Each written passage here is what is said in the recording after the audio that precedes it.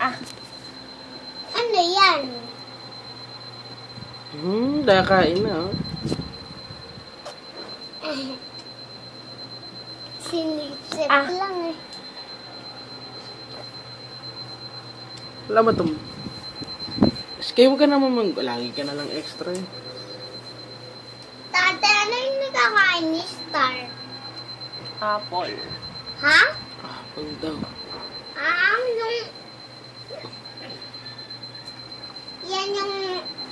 Yan yung sa loob ng apple, yan yung tubig? Sa loob? Sa loob talaga.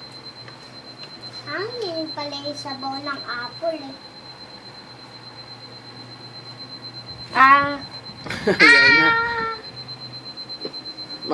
Manakais kaya. Taga Subuan.